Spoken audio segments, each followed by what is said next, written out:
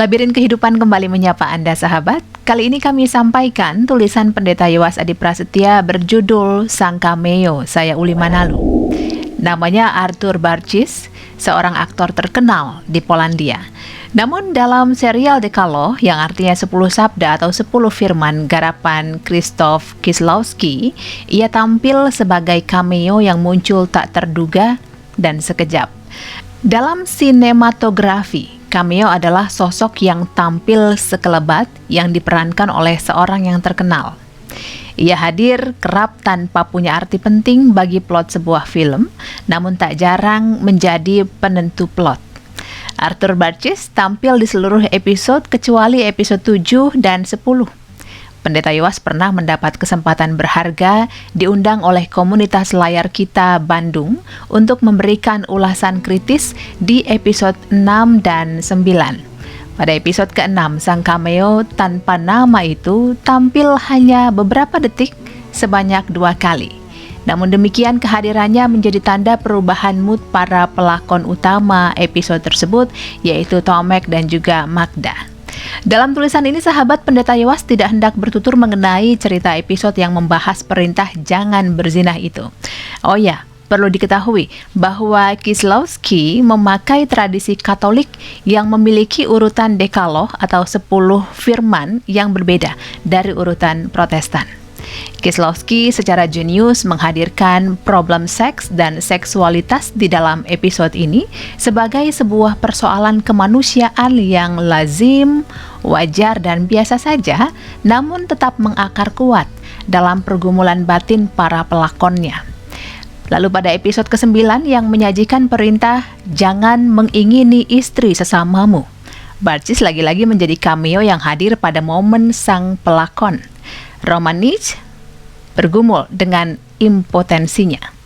Sang cameo muncul saat Roman nyaris menabrak pohon ketika batinnya tertekan dan kembali muncul saat Roman ingin mengakhiri hidupnya.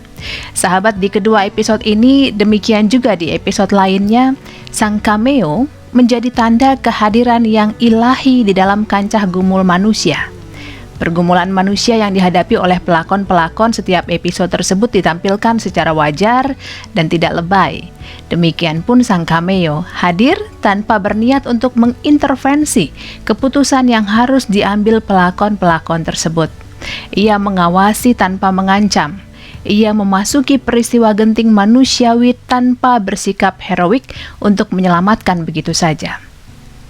Para pelakon hampir selalu tak menyadari kehadiran sang cameo sebab mereka terlalu sibuk dengan urusan mereka.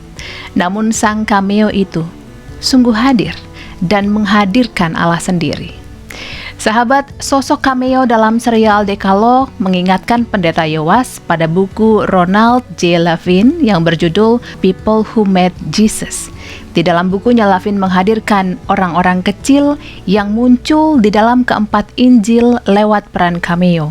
Mereka tidak terkenal seperti Petrus, Yakobus, Yohanes, atau para murid Yesus lainnya. Levin menuliskan mereka adalah orang-orang kecil yang tampaknya tidak berarti. Mereka adalah orang-orang yang muncul dan menghilang dalam kisah Alkitab dan tidak terdengar lagi. Orang-orang kecil ini melakukan peran cameo dan lantas pergi selamanya. Peran cameo tersebut misalnya adalah ayah dari seorang anak yang menderita epilepsi, Bartimeus, Marta, dan Maria, dan masih banyak lainnya. Belajar dari para cameo tersebut, Levin memberi nasihat kepada para pembaca bukunya demikian. Perhatikan para cameo di dalam cerita-cerita Alkitab. Orang-orang kecil ini sungguh membawa perubahan. Mereka menunjuk melampaui diri mereka kepada Allah. Itulah inti dari Alkitab, memusatkan perhatian pada Allah, bukan pada diri sendiri. Itulah inti dari peran cameo sesungguhnya. Lihatlah orang-orang yang menunjuk, yang bahkan tidak sadar bahwa mereka tengah menunjuk pada Allah. Di dalam perilaku mereka yang melupakan diri sendiri, mereka mengundang Anda untuk mengambil bagian ke dalam kerajaan Allah. Akan tetapi keempat Injil tampaknya juga tak mau berhenti pada perjuangan para cameo itu dengan Yesus. Mereka tak sungkan juga menyajikan para pelakon konyol yang berjumlah 12 orang yang dalam sejarah gereja justru disapa sebagai 12 rasul. Mereka seperti enggan keluar dari lakon yang terpusat pada Yesus. Kemanapun sang guru pergi, mereka pasti membuntuti. Tak jarang mereka dengan sengaja tampil secara heroik namun konyol. Para pembaca tampaknya diharapkan menangkap pesan yang terselubung sekaligus telanjang. Sahabat, jika Kristus menjadi pusat perhatian Injil, apakah saya berani menjadi cameo yang hadir namun kemudian melenyap? Ataukah saya menjadi seperti para murid yang mempertengkarkan siapa yang terbesar di antara mereka?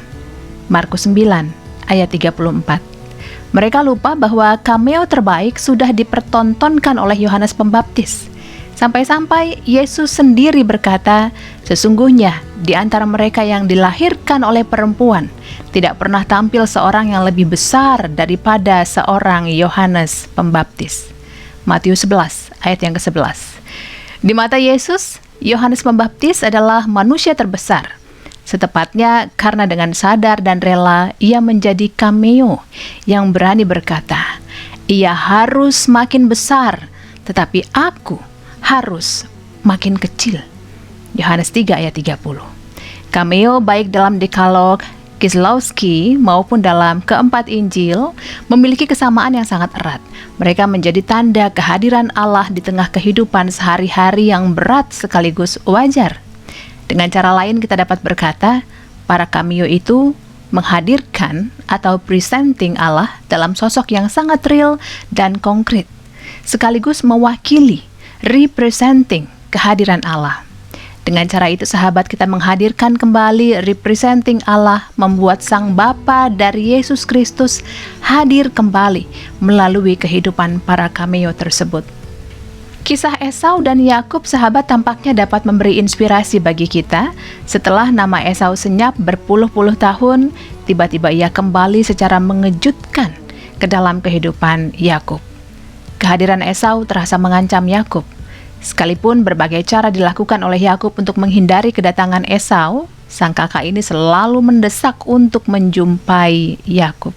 Dan akhirnya mereka bertemu. Prasangka Yakub bahwa Esau akan membunuhnya akhirnya pudar. Karena secara mengejutkan Esau justru menghadirkan sang pengampun itu melalui keputusannya untuk mengampuni Yakub adiknya. Begitu mengejutkan, hingga Yakub akhirnya dengan terbata-bata mengungkap kekagumannya. Melihat mukamu adalah bagiku serasa melihat wajah Allah. Kejadian 33 ayat 10. Sahabat, Esau sungguh menjadi presentasi sekaligus representasi Allah. Maka mari kita lebih bersungguh-sungguh menyimak kehadiran Allah di dalam wajah sesama, sekalipun mereka bukan orang terkenal. Jangan-jangan Allah hadir di dalam para cameo itu, para pelakon kecil yang kehadirannya nyaris senyap, namun mampu mengubah hidup Anda. Dalam senyap pun kita mendengarkan sebuah suara berbisik, aku lapar, aku haus, aku telanjang, aku terpenjara. Suara itu lenyap berganti dengan wajah sesama kita yang kerap kita anggap bukan siapa-siapa. Pada titik tertentu, kita akan terperangah menyadari bahwa mereka yang kita anggap bukan siapa-siapa itu ternyata menampilkan Kristus, yaitu Sang Siapa yang kehadirannya selalu mengejutkan kita. Sahabat, demikian Labirin Kehidupan edisi kali ini. Jika Anda membutuhkan naskah cetak lengkap Labirin Kehidupan, silakan menghubungi BPK Gunung Mulia. Sampai jumpa.